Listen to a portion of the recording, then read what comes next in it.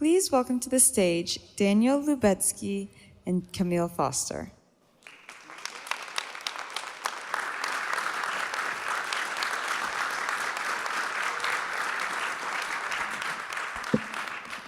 Daniel, wonderful to be with you here at South by Southwest. Thank you, Kmele. I should probably introduce myself because I suspect fewer of you know who the hell I am, so I do want to clear that up. My name is Kmele Foster. I'm a partner in Big Think and Free Think. We are a media company that tells stories about the ideas and the people that are changing the world. And I am here talking to a person who has changed the world in a lot of important ways. Daniel, it's likely most people know you from your role as the founder of Kind and building this multi-billion-dollar company. Other people probably know you, and I encountered this a bunch when I would tell people I'm gonna be talking to Daniel Lubetzky at South by Southwest. They would say, "Oh, Shark Tank." So you're known for playing a shark on television now, which is perhaps something you did not anticipate.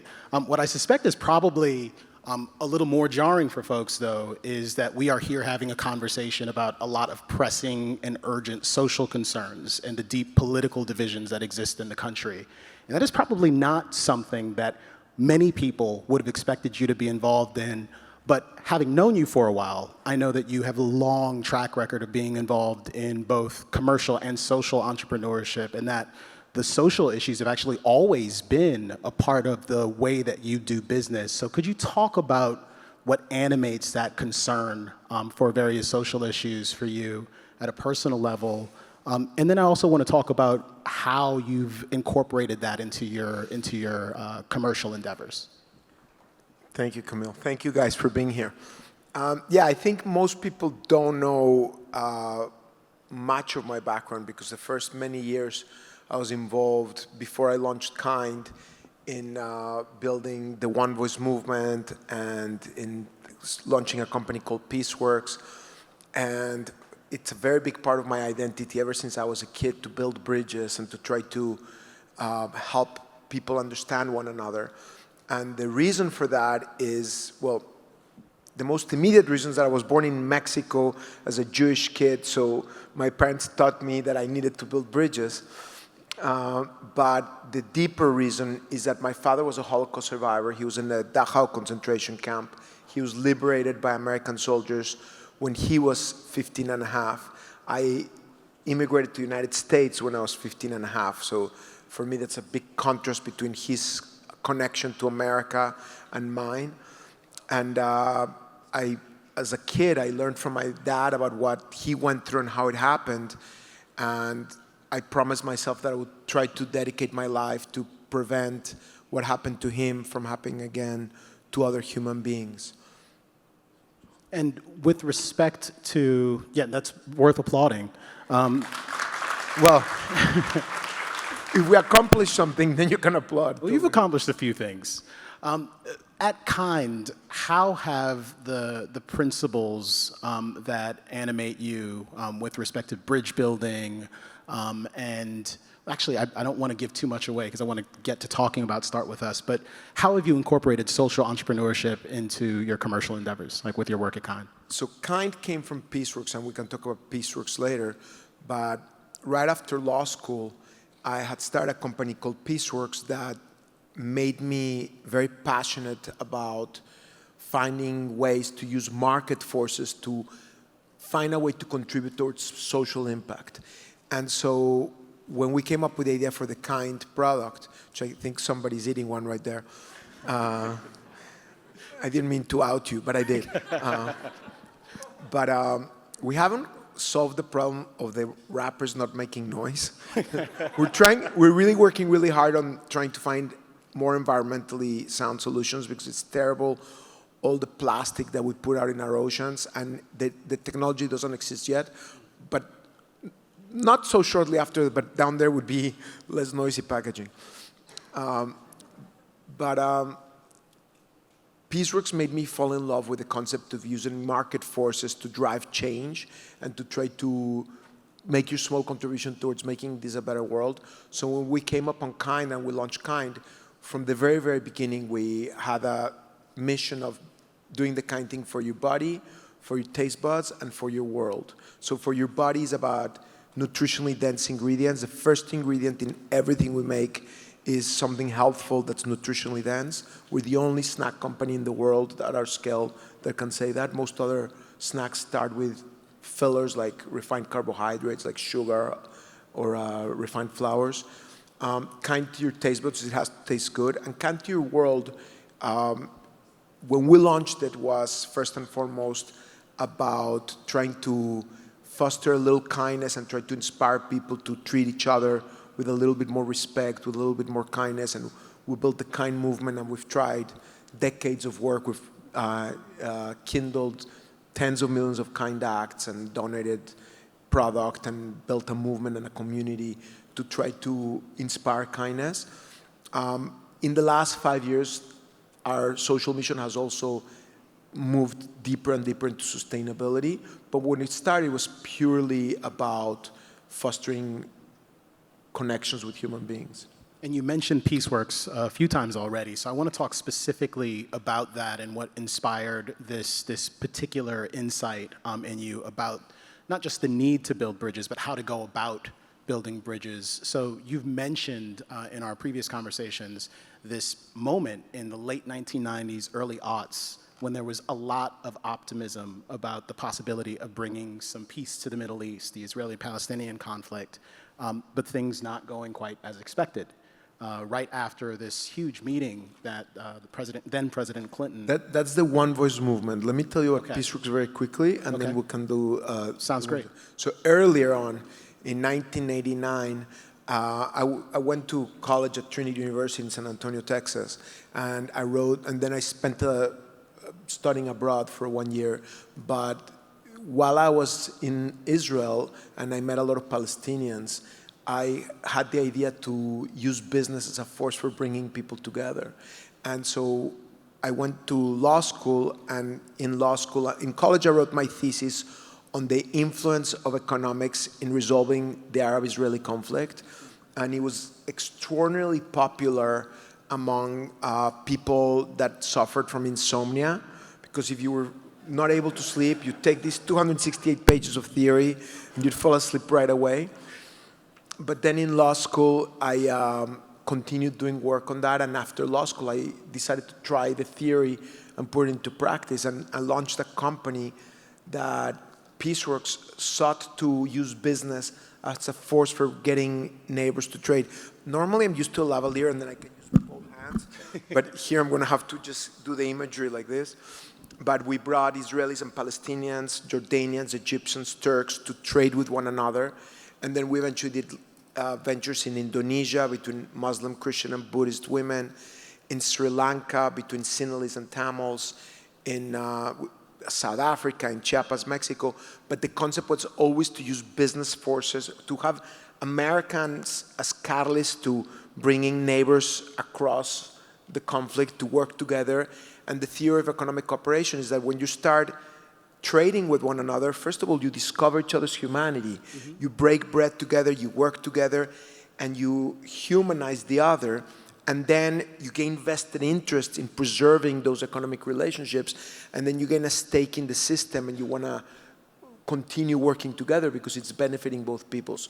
So that was Peaceworks, and that got me to develop a lot of deep bonds and relationships between Israelis and Palestinians. Right. Then comes what you were going to Okay, so you've developed these relationships, and then you see all of this stuff happening where there is this excitement and enthusiasm about the prospect for peace, but things melt down, and you've got the Second Entifada.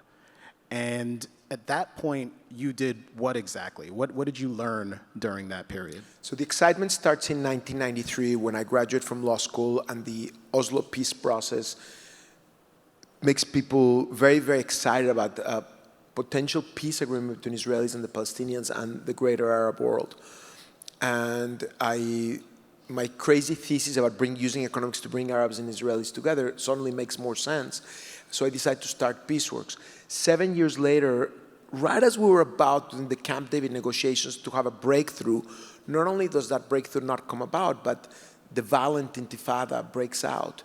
And as an American Jew, or a confused Mexican-American Jew, looking at the news and visiting with my Israeli family, I don't understand where all my Palestinian friends went, because all I see are images of Israelis literally being lynched in Ramallah and a lot of hatred and violence. And I'm like, what happened? I thought these guys wanted peace with us. And I honestly was very depressed. And when I overcame my depression and decided I'm going to go back to talk to my friends and understand what happened, and I asked them, where did you all go? They were furious with me. And they're like, what are you talking about? Where did we all go? Where did your people go? I'm like, we're all here. Like, no, you're not. Let us show you. I'm like, but all I see is the images of Palestinian terrorism. And they're like, let me show you what we see. And I remember being in the living room of one of my Palestinian friends and him turning on the television and showing me the images from Al Arabiya and Al Jazeera. It was terrifying. As a Jewish person whose father survived the Holocaust, the images that I saw that Palestinians were watching were the exact opposite of what I was watching in Israeli news and Western media. It was images of Israelis as subjugators and haters, and I'm like, that's not representative of the vast majority of Israeli people. But the problem that happens with the media and with life is that there's both physical and virtual walls. And the media only exposes us. I'm going to go like this. You know, there's this wall here, and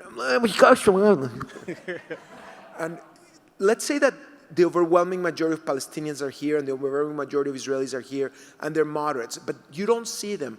The only things that rise up to go through the physical and virtual world, physical and virtual worlds, are acts of violence and hatred. That's what the media covers. So, and each population starts seeing the other as just representing the worst of each other, because that's what their media portrays, and it creates a vicious cycle where more and more Palestinians think, oh, the Israelis are an absolute enemy, so we need to be more radical. Then the Israelis see that, and they're like, oh, these guys hate us, we need to be more radical, and it creates more and more polarization and a vicious cycle of hatred and separation. And you're seeing that happen in our country today. You're seeing how, unfortunately, social media echo chambers and cable news networks and algorithms, they just feed you what your tribe wants to see, and you end up thinking that all of you guys are right and the other side is wrong, and you end up demonizing one another, and it can lead to horrible stuff. We talked about my father surviving the Holocaust. Hitler started manipulating the media, and it took him, it didn't happen overnight, it took him over a decade, 2 decades of dehumanization, slowly putting stereotypes of Jews as usurpers and this and that, and eventually they started passing little laws and then bigger laws and then bigger laws, till eventually the Holocaust happened. And so we need to take these issues very seriously. Like, dehumanization has consequences. Mm-hmm. Yeah, and you mentioned the media, and I think it's worthwhile to acknowledge that while I think we all have a sense of the kind of palpable sense of disunity in the country, we also broadly, at least the polling suggests this is true of most of you, have developed less and less trust in media over time. A recent Pew poll suggested, and it's part of a continuing trend, that since the 1960s, trust in media has been plummeting and is now at its lowest rate. And that is a pretty dire circumstance to find yourself in, especially when you find yourself in the midst of a pandemic, or as we do right now, on the precipice of perhaps another pretty dramatic financial crisis. The question of who to trust and what to do is something that is at the forefront of a lot of people's minds, but we also are just having a lot of difficulty talking to one another and having any confidence in one another. And certainly that can lead you to some very dangerous places. So I think the comparison is apt. I'm wondering if this is the point at which kind of the inspiration for the 3 C's and starts with us is born. Because obviously tackling the problems with media is a big, broad challenge, and institutions need to reform themselves, and people can have a role in that. But Starts With Us takes a slightly different approach to trying to address these issues. Yeah, and this is an insight that we got over the last several years, but it borrows from a lot of the stuff that we learned in the Middle East. Because what happened in the early 2000s, where I saw that moderate voices were not being heard and that the conflict had been hijacked by the most extremist of all voices, we built a movement called the One Voice Movement, and it eventually transformed in, on the Israeli side it's called Darkenu, on the Palestinian side it's called Zemam, but it's the largest grassroots movement in existence in Israeli and Palestinian cities today still. And this movement of the overwhelming majority of people that are fed up with hatred and extremism started building a human infrastructure and an identity and a set of strategies to try to amplify the voice of the people that want to focus on solving problems rather than just fostering more and more hatred. Because the dynamics are such that we ultimately are the market, right? The reason cable news feed us this stuff is because that's what we want to consume. So we have a huge role and responsibility in trying to demand from social media, mainstream media, and politicians that they represent the 87% of people that want to focus on building a better future for everybody rather than fostering more and more tribal division. Underlying all of that is the Starts With Us movement that Kmele is also a part of. This is our logo. I hope that by the end of today, every one of you guys will join us, because that's what it's going to take. Because what's fascinating about people is that 87% of Americans polled, and I'm sure this is similar across the world, are exhausted with all the polarization and the dehumanization and the hatred, and they want to focus on constructive solutions and they want a better way. But those people cede the space to that 13%, it's probably even less than 13%, but people with an extremist agenda, the most extremes, they wake up in the morning and they think, how can I advance my very passionate extremist agenda? And the moderates wake up in the morning and they think, what am I going to have for breakfast? And that is the gap, that we represent an overwhelming majority of people, whether you're Democrat, Republican, Independent, urban, rural, red, blue, conservative, progressive, centrist. The vast majority of people would like constructive engagement, not hatred. We're not wired to hate, but we don't do anything about it. So first and foremost, we need to build an identity and a movement, and then we need to raise our hands and raise our voices and say, we want to focus on problem solving, not just on hatred. And then the politicians they're politicians with very few exceptions, they're not leaders. They're political representatives and followers. So they listen to what the people want and they give that to people. And what we did in the Middle East very effectively is we told them we want constructive solutions, and eventually we brought back the Annapolis peace process. And as you all know, we solved the Arab-Israeli conflict. Everything's perfect now. No, I'm just joking. No, we still have a long ways to go. But it was a start, and we need to do the same thing here. We need to build it. You're asking about Starts With Us and the 3 Cs. Mm-hmm.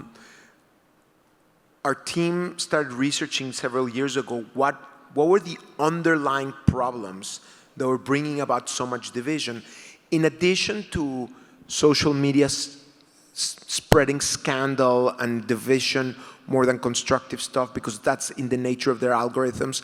That travels more, so it helps them sell more advertising. And in addition to cable news feeding us stuff that's going to give them high ratings that tends to be very divisive, and politicians also dividing through to conquer. The biggest problem that we face is in our daily habits.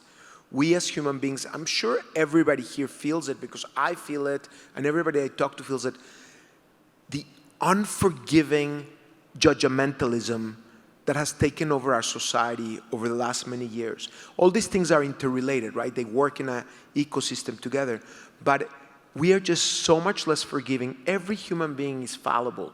Every one of us is not perfect. Oh my God, I have 4 children. The world that they're going to inherit, if every little thing they say can be broadcast so exponentially and destroy your life without any sense of humility by all of us that we are perfectly imperfect, that we're all human beings, that we need to just be a little bit more tolerant of one another. And so as we did the research, the 3 buckets of skills we need to develop to counteract that are the 3 C's: curiosity, compassion, and courage. Curiosity towards ideas that we might initially be repelled by. Let's try to understand better where are other people coming from, because we're going to grow from that if we understand those things. It doesn't mean that you're giving up your values. It means that you're working with your mind to do more critical thinking and to question false assumptions and to learn and understand the nuance that exists in all of these ideas. Compassion, particularly to those that we might initially feel apprehension towards. Because one of my friends, one of our movement partners said, and I wish I could remember who it was to give them credit, but it was in one of our calls, they said, you know, the hardest thing to do is to have compassion towards those you feel don't deserve it. Because to have compassion towards you, Kmele, is actually not so hard. Every time I talk to, I grow. And it's interesting to me, and you have the emotional intelligence skill sets to deserve that. But what about a person that might inspire in us a negative reaction? That's when we need to practice compassion. That's where it really matters. And the courage to work across lines of difference. If we apply those 3 C's, we're going to bring back our country and our world back on the right track, because right now our entire world is moving in the wrong direction. Yeah, I would say that the guiding ethos of today's politics appears to be a kind of negative partisanship. Like, whether or not you know what you're for and why, you definitely know who you hate, who you fear, and what they may do to you if they gain control. Most of the political messaging tends to lean into the culture wars that are going on in society. There's a great deal of demonization, and I think you're right. There is a genuine deficit of compassion and courage, and these are habits that we can either reinforce and reward with our attention and our time, or we can try to train ourselves to be somewhat different when responding to these things. I want to talk a bit, and I'm going to try to get back on track here because I tend to get off the script a little bit. But I want to talk a bit about 2 things and then get into some of this really interesting survey data that you all have collected, or I suppose we have collected. But I want to talk about hidden ground, because there is a very real sense in which we have this belief that there is nothing that we have in common with the people that we have the most severe disagreements with. But there does appear to be a great deal of data that suggests that simply is not the case. Yeah, I'm going to tell you a quick story of something that I learned in the Israeli-Palestinian conflict and how it applies here. So when we did the work to build the One Voice movement in the early 2000s up until now, we ended up trying to highlight areas where we thought Palestinians and Israelis might agree, principles for reconciliation. We eventually ended up actually helping hundreds of thousands of Israelis and Palestinians engage in citizen negotiations and agree on how to resolve the conflict. And there's a document that was praised by the different Israeli, Palestinian, and American administrations with a vision for how to end the conflict. But before that, we started with the principles.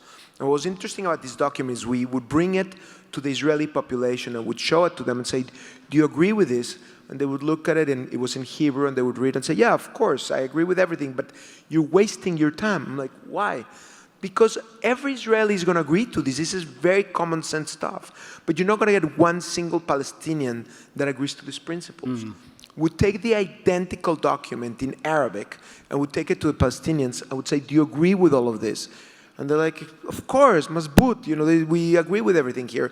But you're wasting your time because you're not going to get one single Israeli to agree. And by the way, it gets funnier and funnier because one would get 10,000 Israelis and 10,000 Palestinians to sign up. They're like, oh, well, those were the 10,000 super rare in their populations. Then we got 100,000. There's like, oh, well, maybe. Now, you keep going, and the overwhelming majority of Israelis and Palestinians agree. Same here in America. If you poll Americans today, they will say no, blue and red, nothing in common, more division than ever. And I think we've got a slide that We'll go there in one second, but I'll just say, on principles, we'll go, because on policy there's also more common ground, but just on principles, when we did a lot of work, we realized both progressives and conservatives care deeply about helping those left behind, about helping the most vulnerable. All Americans care deeply at a level playing field, about nobody's above the law, about fairness and justice. Both the left and the right care about freedom and democracy. Across the spectrum, all Americans care about celebrating and respecting one another and respecting our differences. In conservative parlance, it's individualism. In progressive parlance, it's respecting each other's identities. But fundamentally, there's so much more common ground in principles. And to your point, Kmele, if we can put up the first slide, even on core issues that you would think that we're completely divided on, there's enormous hidden common ground. This particular example comes from one of Starts With Us partners called Beyond Conflict, that did this amazing work, and it reminds me so much of the work we used to do in the Middle East, where you think that there's no consensus, but there's enormous amount of hidden consensus, but it's hidden because everybody assumes that the other side is much more extremist than they are. So let's say on immigration, the bottom slide shows you what our perceptions is. The perceptions of the polarization of how far apart Democrats and Republicans are, because the media tends to focus on the most extreme positions, so we think that that's representative. But in fact, if you ask the people, there's so much hidden common ground on immigration for how to resolve the issue. That's the upper slide on immigration. The same thing happens on guns, the same thing happens on voting rights, even of the seemingly most divisive issues like abortion and the right to choice or the right to life, on voting rights, on education in our schools, on all these hot potato wedge issues that have been created. When you actually look at sensible solutions, 70 to 80% of Americans agree on 70 to 80% on all of those issues. And the problem is that we keep being manipulated into thinking by the most extremist politicians who get broadcast by the most extremist positions that get broadcast on the media and social media, that there's no constructive solutions out there. And nothing could be further from the truth. And there are very real repercussions to this. We, as a result, are, for the first time in history, finding far, far less common ground in people working across the aisle than before. Well, one of the things that's been done recently, I mentioned that there is some new survey data that is available. And it's one thing to talk about the role of the media in perhaps amplifying some of our worst beliefs about the other side, or just how distressing the current environment is. It's another thing for there to be tangible data that affirms our suspicions about this. So could you talk a little bit about this survey that was conducted and some of the big insights and takeaways from it? Yeah, it starts with us, and in partnership with one of our partners, the Center for Media and Public Affairs at George Mason University, did a very interesting study where they looked at the most bipartisan congressional leaders and the most hyper-partisan. The bipartisan ones were the ones that were constructively advancing solutions, very concrete solutions that are going to impact our lives, that are going to make our lives better, that are advancing very important policies and working across the aisle. And the hyper-partisans, the ones that are just throwing firebombs across the aisle. And so they chose 5 of they did a whole process to identify the most bipartisan and the most partisan.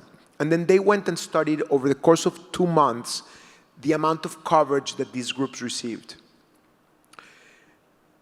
The data was stunning, because you would think that if you can put actually, yeah, I was going to surprise you, but you would think that the partisans got 5, 10, 20% more. They got 4 100% more coverage than the most bipartisan problem solvers. So this has repercussions. As an example, how many of you guys have ever heard of who Don Bacon is? Please raise your hand if you know who's Don Bacon. One person out of, I don't know. How many people know who Marjorie Taylor Greene is? Everybody except this person that's living in a cave. So Marjorie Taylor Greene is the single most hyper-partisan and divisive politician in the Congress, according to this methodology and according to what you see, how she expresses herself, how she talks. She got 10x, tenfold, 1,000% more coverage than Don Bacon. And as a result, 72% of people know who Marjorie Taylor Greene is, and only 18% claim to know who Don Bacon is. I didn't even know the poor guy, Don Bacon. She is a Republican from Georgia. He's a Republican from Nebraska. He's focusing on solving issues. And I have to say, I think the 18% that they know him, it's because his last name is Bacon. And, you know, there is the Bacon distortion field. Anything with bacon, it's better known. I don't know why you're laughing, but this has been proven in all scientific studies. You are the food entrepreneur, so I'll take your word for it. Since you're laughing too much, I need to tell you two quick examples of this. My grandfather was a Jewish Lithuanian immigrant from Eastern Europe who came at the turn of the century to Mexico, and he became a cattle rancher. And he was very, you know, he kept the kosher laws where you cannot eat pork, but he ate bacon. Because in the old world they didn't have bacon, and they would call him for his hypocrisy, Don Marquitos, why are you eating bacon? He's like, no, that doesn't count, that's separate. You keep laughing, but I'm going to give you one other example of why Don Bacon's 18% is probably benefiting from the bacon distortion factor. There was this rabbi on a plane, and this was a story my dad used to tell. There was a rabbi on a plane, and the flight attendant was going with her car to food, and the flight attendant said, Rabbi, what would you have? And the rabbi says, oh, I will have that one. And she says, oh, no, Rabbi, but that's piglet crusted in bacon. He says, did I ask you the name of the fish? Anyway, but in all seriousness, the data is very troubling. You're like, how can we take you seriously now, dude? You probably made up everything up until now if you're telling us the story of your grandfather. But that story is true, but the rabbi is just a joke. But the problem, Kmele, is you see Congress people observing that Marjorie Taylor Greene, with all of her antics and hatred, gets so much press and can raise all the money in the world, and Don Bacon, who's actually doing the hard work of governance, is not known and has difficulty making ends meet. So it creates the wrong incentives for these politicians to be more divisive than constructive. And given the demographics here at South by Southwest, I can presume with a pretty high degree of confidence that many of you do not like Miss Marjorie Taylor Greene, and presume that you probably suspect, well, she does a lot of things that are bad, and as a result is earning a lot of negative coverage. What's important is she's not signing much legislation. So to the extent she's having a consequence, it's in the culture. And what does this negative coverage look like for her to her constituents? The ones who vote for her, they love it. They love it. It's actually even worse. Because when you see this, and if some of our friends are in the media here, they're like, well, it's our duty to cover these crazy extremes. That is, we're doing journalism. But it's not, it's somewhat true that we as a people share the responsibility of demanding from the media that they cover also constructive stuff, because if all we're going to click is for the extreme stuff, it's our fault that the media are feeding us what we want to get. So we, and hopefully everybody here has by now gone on Instagram and Twitter and joined Starts With Us, or gone on our website, startswith.us, enter your email, and please join us, because in all seriousness, it's very, very important that we all start seizing back the agenda. But also in our daily habits, we need to try to click on things that are actually going to do something constructive. But it's even worse than that, Kmele, because who do you think were the most of the media covered there? If you could put that back up on the screen. Of all the media that were surveyed, who do you think were the guys, the media that was the most partisan, that gave the most attention to Marjorie Taylor Greene? It was the Daily Mail, very closely followed by the New York Times. And so then you could say, well, okay, but the New York Times is doing its job, it's covering the extremists. But the New York Times doesn't cover the extremists. They cover Marjorie Taylor Greene and the extremists on the far right. They gave no attention, almost no attention to the extreme actions of the far left. And on the other side, let's say Fox, gave no attention, very little attention to Marjorie Taylor Greene, but they made fun and attacked and exposed the extremists on the left. So they're just feeding the negative narratives, they're getting those clicks, they're getting their segments of the population what they want to hear. It's not journalism, it's going for the ratings and feeding red meat to their respective segments. Because if it really was about journalism, then media, whether it's Fox or the New York Times, should expose extremism from both sides, not just the extremism of the other side. And so it's a very big problem. It creates all sorts of wrong incentives for the politicians, wrong information from all of us, and it actually leads to us not solving problems like immigration, voting rights, the right of choice. There's so many things that are low-hanging fruit that we could solve, but because of the way these incentives are working out in politics, bipartisan politicians are like a rare breed. And I want to talk a little bit, and I'm going to probably merge a couple of things that we were going to discuss. This is just another slide for you to see the amount of coverage that the different people got. Sorry. I want to talk a little bit about some of the issues that people think about when they think about media, because we're kind of taking a bit of a cudgel to them today, which is fine. I do a lot of that. But you're also part of, you have a media. I do. I have a media company, and I will say that Freethink's mandate is a bit different than a conventional media organization, in that we get to focus, because we want to, on the news that's going to matter 100 years from now. Like I want a couple more minutes about Freethink, because when I met you, was it about a year ago or 6 months? I'd say so, yeah. I was fascinated by the work you guys do. Thank you. And I wish there was more of it. Could you just talk for a couple minutes about what Freethink does? Yeah, well, Freethink is focused on telling the stories of people who are building things, who are taking on hard challenges. The first concern at Freethink isn't so much what is the risk associated with AI? How might it bring about the end of the universe? It's, okay, here are the challenges, but here are the people who are trying to do something about it.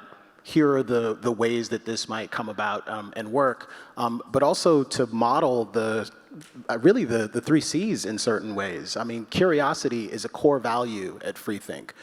Curiosity about what other people's motives are, about what their interests are, about what the outcomes might be, but also we try our best to not so much lead with the sort of certainty and the declaration that you'll find in a lot of opinion journalism, but to lead with open-ended questions in a lot of instances. We're excited about what's coming next. We try our best to be thoughtfully optimistic as opposed to Pollyanna-ish, and it's something that a number of readers have supported and endorsed. But I do kind of wear 2 hats. I do my work at Freethink, but I also have a media criticism podcast.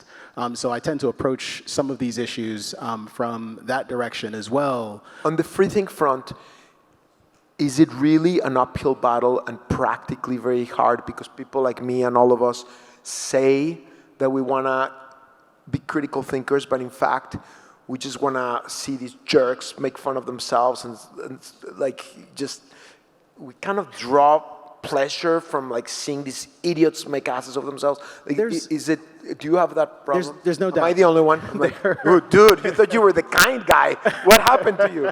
There's no doubt that we all have at least some sort of inclination towards bludgeoning the people that we disagree with. But there is a real market opportunity that we've found anyways to tell more affirmative stories, to tell stories that are a bit more rewarding and enriching. The challenge, however, oftentimes is maintaining that discipline in-house. So are we asking the right questions? Are we being sufficiently thoughtful? Are we being too dismissive? And honestly, I'd say that that's the sort of hard work that a lot of media institutions probably need to do. And I do think it's harder. Curiosity into that work. I do think it's harder to create compelling content from positivity, because media by its nature is blood and hatred, and like it's stuff that we are trained to search, is the stuff that scares us, so we're prepared for it.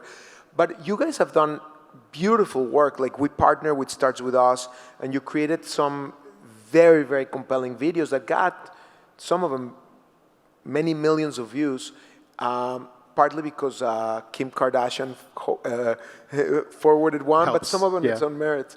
But do you want to share a little bit of some of the content you've created with us? I'd be happy to do that, but I don't want to take up too much of our time. People didn't come to hear about me. Then just go to Starts With Us channels, please, and join us and follow us. And you'll see some really, really provocative stuff. Yeah. Some of the movement partners that have joined Starts With Us are Mark Cuban, all of the Sharks, but also Dr. Bernice King, the head of the Martin Luther King Center, the daughter of Dr. King, and Jose Andres, my very dear friend, the chef, and Erskine Bowles, the former chief of staff to President Clinton, with Karl Rove. And so people across the spectrum of politics, will.i.am, incredible musicians, incredible business leaders, incredible political dignitaries that transcend politics, and everybody joining with a commitment to work on the 3 Cs and build a movement that can really seize back the agenda for constructive solutions. And in the coming months, we're going to unveil a methodology for how actually our movement is actually going to demand accountability from politicians and start actually solving problems. So I hope that you'll join us and be able to follow along. But yeah, and I want to take some of the questions that I suspect have been coming in a moment. Before we do that, I want to talk briefly about misinformation, which is something we've heard a lot about. And I know that there's been a lot of political pressure and a lot of media coverage even of formal efforts to try and police misinformation. And in many instances, and somewhat disconcerting for me, are calls for censorship in order to control misinformation. There seems to be a real expectation that there is a way to just kind of wring this stuff out of the system, for some official entity to be able to determine what can and can't be heard. But I think one of the things that COVID taught us, if we didn't know it already, is that it can be very hard to know COVID, our experience with the recent pandemic. It can be very hard to know what in fact constitutes misinformation. Oftentimes when you have really complicated, urgent situations, the facts can change in important ways. And in some instances, you can find yourself going out of your way to kind of get rid of something that is believed to be untrue. I can remember in early 2020, when the pandemic was happening, a lot of reporting about masks and how unnecessary they were. And I can remember at different points in the pandemic a lot of conflicting information about vaccines and other things.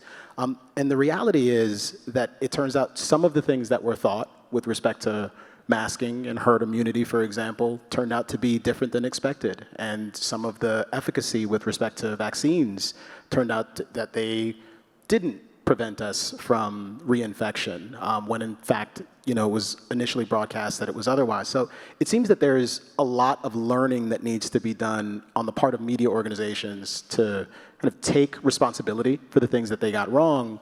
But with respect to Starts With Us and thinking about what we can do as media consumers to sort of safeguard ourselves against misinformation and to help bring about some reforms in this area, I wonder what your thoughts are there.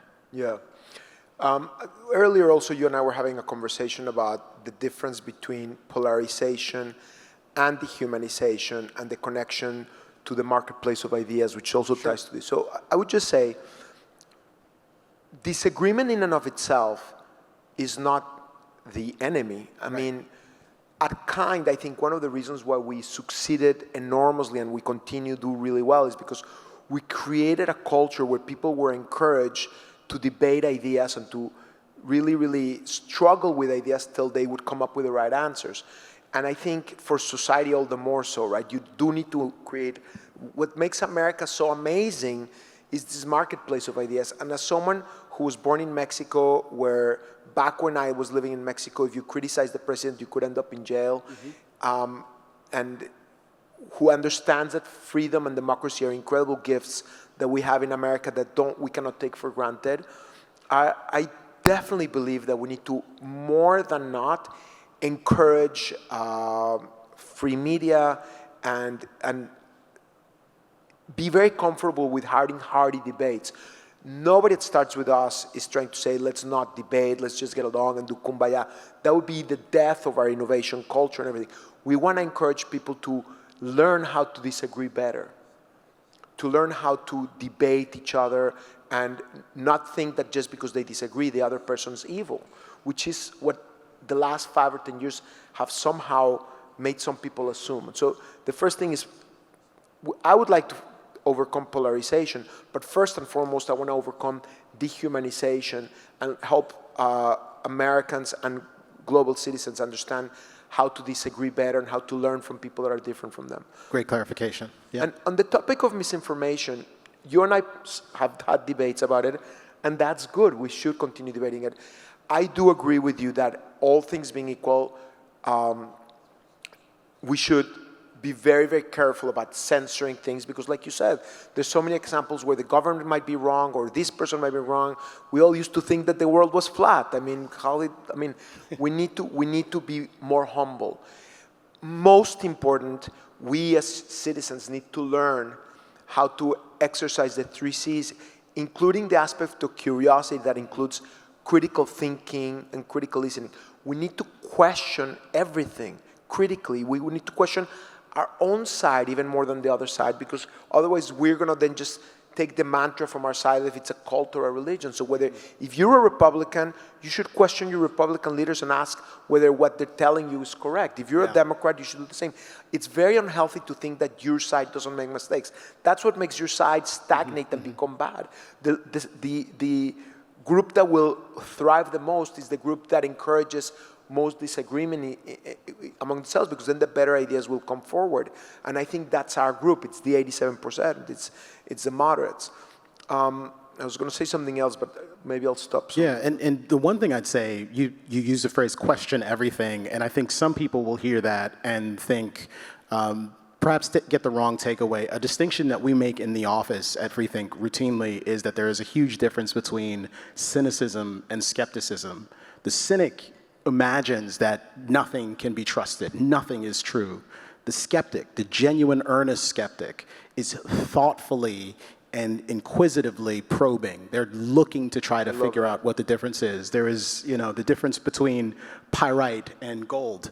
Like, one has to actually have the wherewithal to go about doing the hard work of making a determination about what is true and what is not. And unfortunately, far too many of us, and I suspect all of us are guilty looking at the polling on this, have posted things to social media that we haven't read the article, but we've only read the headline. And that's monstrous. We're letting the journalists off the hook by not reading their story and finding out whether or not this is actually something we like. And oftentimes we're amplifying precisely the kind of sort of partisan clickbait that is perhaps not representative of the most important dimensions of vitally important stories. So with that, I do want to get to some of the questions here. We have Anonymous asking a question: is practicing these 3 C's values ever not justified? Is it ever a concession, to show curiosity for an idea that I presume you vehemently disagree with? That's a good question. Great question, particularly the way it's posed. I think I thought the question was going to be, shouldn't sometimes there be a role for you not to be a consensus-driven moderate and to stand up against totalitarian hatred? And the answer to that one is absolutely. In Stoicism Aristotelian philosophy, there's a concept of how you want to encourage everything in moderation, including moderation, meaning you want to be thoughtful and nuanced, but even there's a limit to that thoughtful and nuanced. Sometimes there is right and wrong. I'm not a believer that there's two sides to everything. No, you know, this is an easy example, but there's no way I would try to hang out with a Hitlerian figure and try to, no, I would take the gun and shoot that fucker. I'm sorry. Again, this is not the kind guy, but there is a chance when you need to stand up against monsters. But the question, the way it's phrased, is beautifully phrased, because I think the answer is no. You don't need to be afraid. Is it practicing the 3 C's values ever not justified? Is it a concession to show curiosity for an idea that I vehemently disagree with? No. I do this all the time, and I get stronger for doing it. Like, I listen to the other side, and I understand them better, and then if my objective is to convince them, it's going to be hard to convince anybody in these times, but you have a slightly better chance if you understand where they're coming from. You're certainly going to grow more from understanding how the other side thinks. I purposefully now have chat groups with people from the staunch right that I deeply disagree with, and with people from the staunch left that I disagree with. And I grow so much from those conversations. I also have a group with a lot of diverse friends that include a lot of people that think like me, and I find interesting things, but I tend to grow more from understanding people that see things differently from me. It's not a concession. It doesn't mean that you're giving up your values or that you're conceding. It just means you're growing. And maybe you're wrong. Sometimes we're wrong, so we need to be open to listen. Most times, you're just at least going to better understand where the other side comes from, and you're probably going to create more value for yourself and others if you practice that curiosity. Yeah. I'll jump to the next question.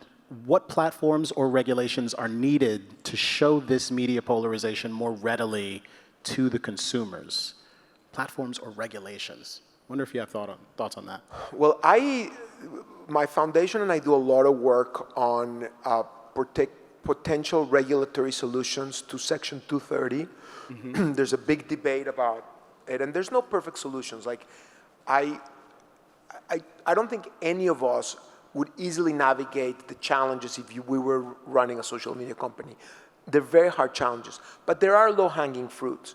I was going to say earlier, part of the problem that we have in society is that we've been trained for hundreds of years to trust what's printed, both because it carries so much weight if it's printed, but also because for decades there were consequences to the media if they lied or defamed people. Like, they could get sued.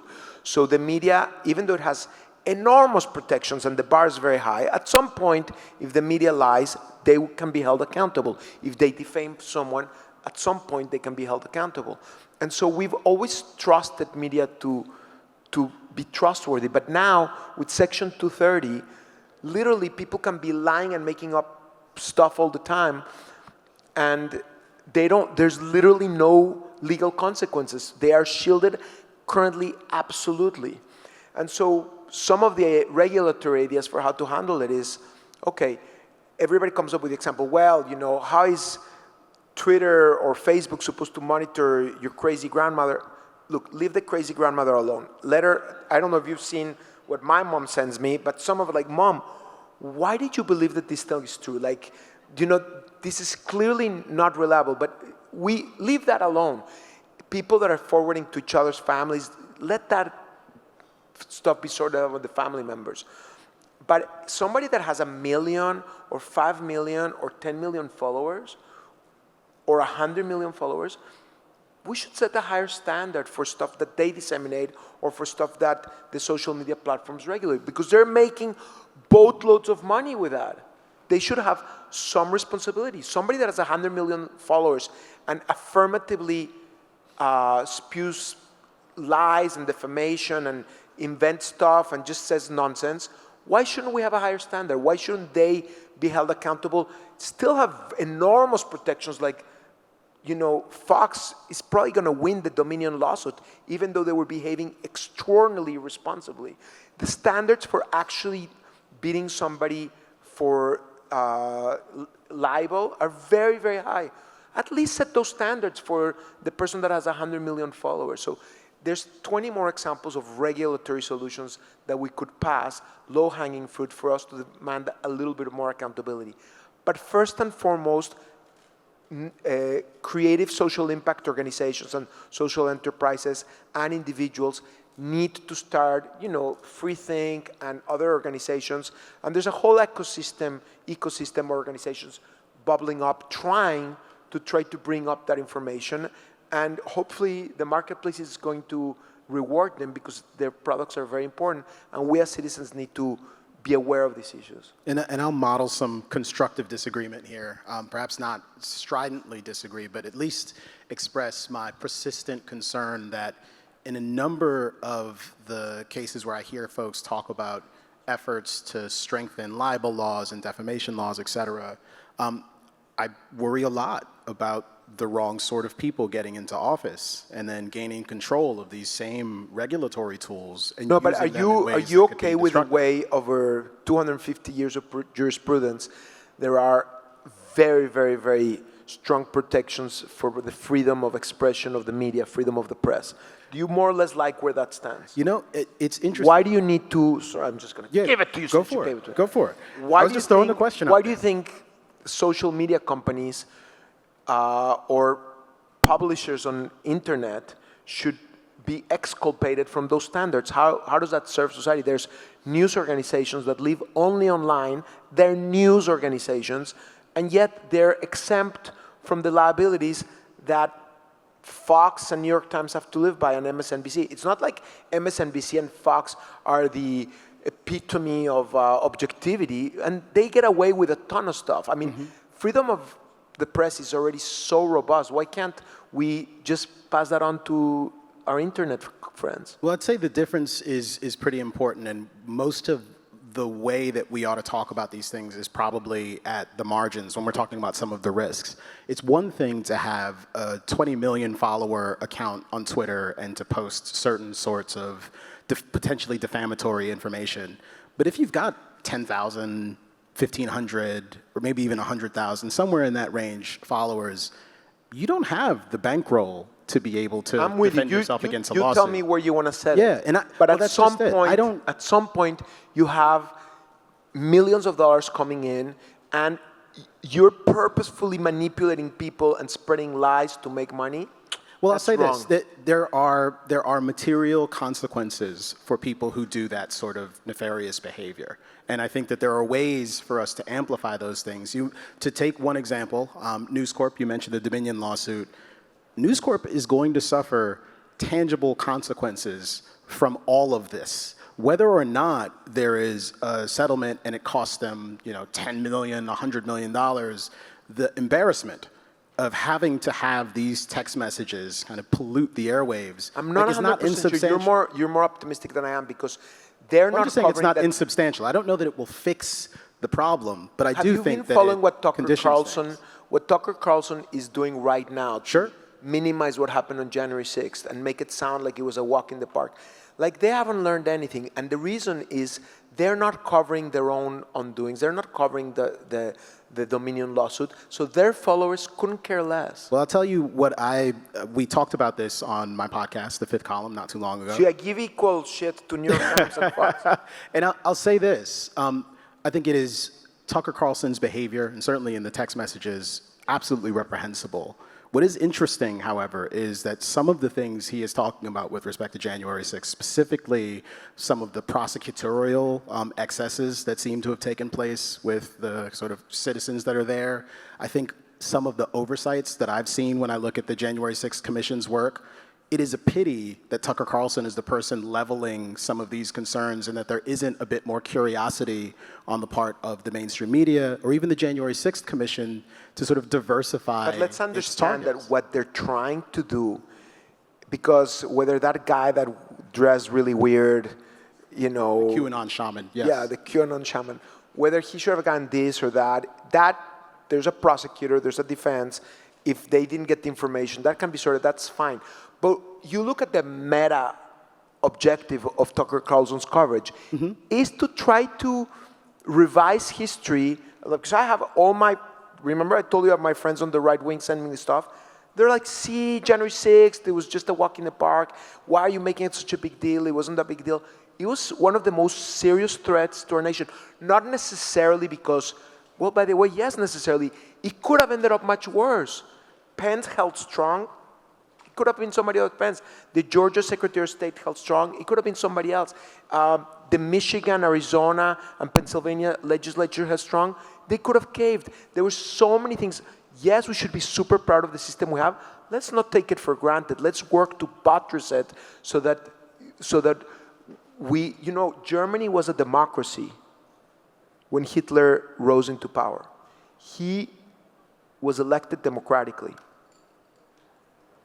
And I'm not saying that's what our world is today. I'm saying we cannot take our democracy for granted, and we cannot expect, since I see we're winding down, not the clock is going off. We're so over, yeah. We're over. So I just want to say, we should have put this thing, if you guys want to follow Kmele or me on some of our work, and also join Starts With Us. We cannot complain about what's going on unless we do something about it ourselves.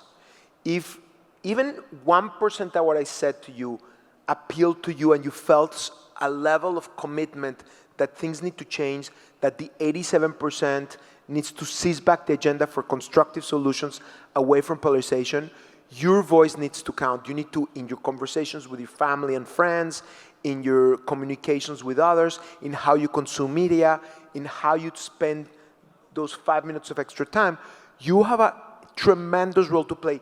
Even a tiny little thing you do, because we are hundreds of millions of people representing this. We are the 87%. We need to register that, and it will be felt. We absolutely can seize back the agenda, but we need to show up and be part of it. And so whether you join us at Starts With Us, or whether you join another like-minded effort, it's really, really important that you not take these things for granted, because otherwise that vacuum will be filled by voices of extremism and hatred. Well, thank you for your leadership. Thank you, Daniel. Thanks to all of you. Appreciate it.